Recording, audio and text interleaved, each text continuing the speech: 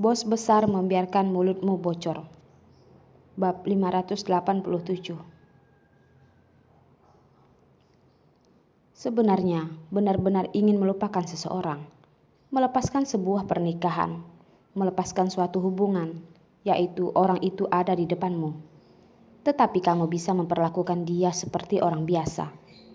Alih-alih barang-barang yang dia berikan, kamu tidak akan menerimanya. Arila dan Carson telah menikah beberapa tahun. Malah waktu yang benar-benar bersama sangat sedikit. Mungkin dia tidak sejelas orang lain untuk melihat perasaannya terhadap Arila.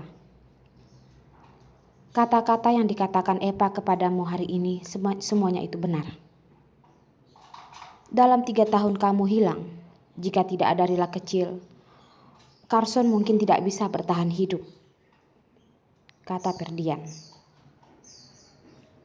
Belakangan kamu sudah kembali, tetapi kamu juga tidak ingat padanya. Betapa sedihnya Carson. Aku melihat semuanya dengan mata kepalaku sendiri. Semua masalah ini, aku sekarang sudah sadar. Berpikir dengan sangat jelas, tapi kekacauan setelah ayah terbunuh malah melibatkanmu masuk ke dalam kekacauan ini. Ferdian mengatakan banyak hal dalam satu tarikan napas. Arila sampai hampir curiga bahwa dia bukan seorang psikolog, tetapi seorang dosen. Dia dulu tidak pernah menyadari kepasihannya begitu baik. Sebenarnya, Arila selalu teguh percaya. Percaya bahwa Carson tidak mungkin adalah pembunuh ayahnya. Hari itu mereka bertengkar. Dia juga tidak dapat menahan diri dan mengatakan perkataan semacam itu. Ketika Carson dengan marah mengakui, dia langsung menyesal. Tetapi di dunia ini tidak ada obat penyesalan. Kemudian Ferdian juga mengatakan sesuatu. Arila tidak mau mendengarkan. Di dalam benaknya yang dipikirkan adalah apa yang baru saja dikatakan Ferdian. Benar-benar melepaskan hubungan ini adalah di saat bertemu lagi bisa seperti memperlakukan pihak lain layaknya orang biasa. Sekarang hanya teringat nama Carson saja membuat hati Arila sakit, tidak bisa bernapas. Dalam kehidupan ini, bagaimana dia bisa melakukan Carson seperti memperlakukan orang biasa? Rila kangen ayah. Arila sedang terbengong memikirkan sesuatu. Tiba-tiba, Rila yang tertidur di dalam pelukannya berbalik dan bergumam. Baru meninggalkan ayahnya selama 24 jam. Anak gadis kecil itu bergumam kangen dengan ayahnya. Arila yang mendengar juga hatinya sangat masam. Dia menundukkan kepala dan mencium Rila kecil. Sayang, ibu akan sangat mencintaimu. Pasti akan sangat mencintaimu seperti ayah mencintaimu. Tidak peduli masa depan bagaimana pergi di depan jalan. Ada beberapa kebingungan, tetapi tidak masalah. Selama anaknya ada bersamanya, Arila bisa bersikeras. Sekitar 1 jam perjalanan, mereka tiba di kediaman. Melihat rumah di depan matanya, dekorasi eksterior yang mewah, lingkungan hijau yang baik, dan kendaraan dan pejalan kaki yang lewat, terlihat sangat mewah. Arila bertanya pada Ferdian. Kakak, di daerah sekitaran sini harganya sangat mahal kan? Ferdian berkata. Yang bisa Carson keluarkan untuk diberikan kepada orang tidak akan buruk sampai mana? Satu katanya membalas pertanyaan Arila. Yang Ferdian katakan itu benar. Yang bisa Carson berikan, sebagaimanapun juga tidak akan buruk. Apalagi ini untuk tempat tinggal mantan istri dan anak-anaknya. Carson tidak mengirim villa besar yang sangat mewah saja, itu sudah cukup rendah diri. Si bocah, aku tidak tidur 1 malaman. Akhirnya dapat menyambut kedatanganmu. Ketika mendengar suara itu, Arila menoleh ke atas dan melihat Puspita dengan perut besarnya berlari ke arahnya. "Puspita, kenapa kamu bisa di sini?" "Si bocah ini, kamu pelan-pelan." Melihat Puspita berlari begitu cepat, hati Arila hampir melompat keluar. Tidak heran kalau Gustin yang tidak mengizinkannya keluar.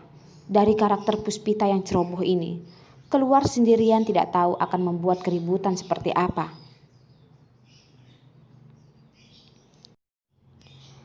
"Kenapa? Memangnya aku tidak boleh berada di sini?"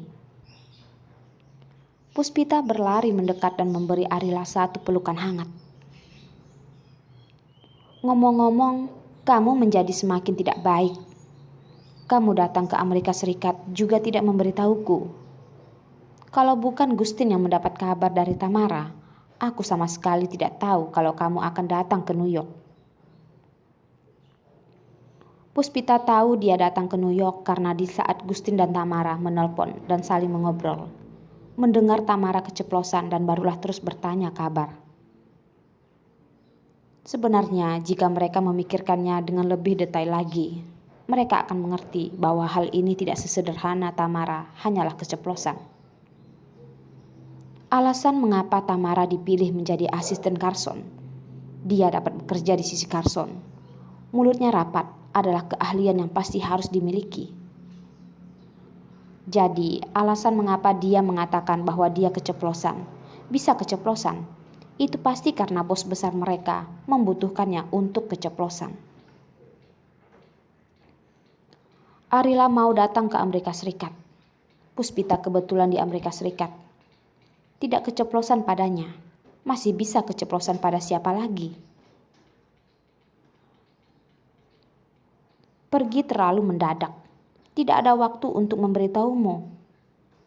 Ketika datang ke tempat yang asing, bisa langsung melihat teman terbaiknya itu.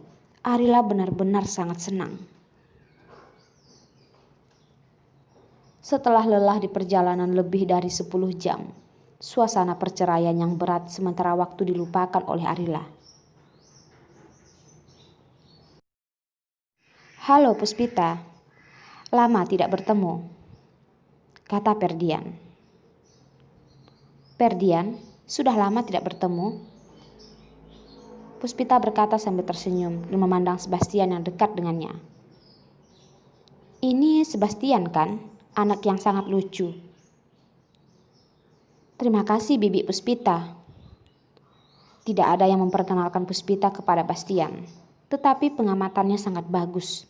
Dia tadi mendengar ibunya menyapa Puspita, jadi dia merasa benar memanggilnya Bibi Puspita.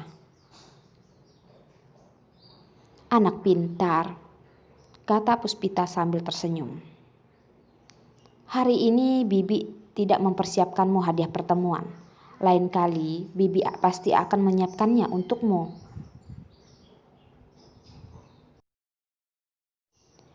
"Bibi Puspita, kamu tidak mengenal Rila?"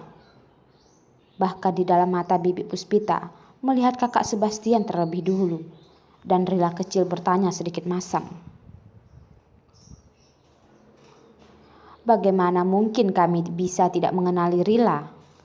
Kalian adalah orang yang paling penting untuk Bibi Puspita. Bibi mana mungkin tidak ingat?" Mengatakannya, Puspita menggendong Rila kecil dan ini mengagetkan Arila. "Puspita, Rila itu terlalu berat. Kamu jangan sampai keguguran menggendongnya." Arila khawatir sampai keringatan. "Anakku sudah matang, bahkan jika keguguran pun juga bisa dilahirkan. Tidak apa-apa kok," kata Puspita sangat santai. Arila sekali lagi secara mendalam menyadari betapa lelahnya dan seberapa khawatirnya Gustin. Puspita ini benar-benar tidak menganggap anak di dalam kandungannya sebagai suatu hal yang penting. Bagaimana mungkin membuat orang tidak khawatir tentang hal itu? "Rila sayang, sudah tidak bertemu beberapa bulan.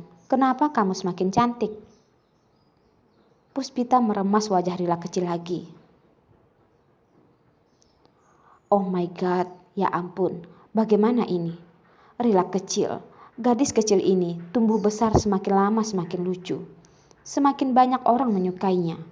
Dia sangat ingin mengubahnya menjadi menantu perempuannya. Tetapi putranya itu belum lahir.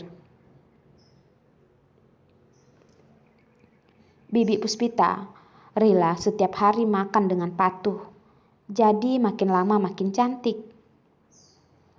Mendengarkan orang memuji dirinya, tentu saja Rila kecil bahagia. Puspita masih ingin bertanya, tetapi barulah terpikirkan.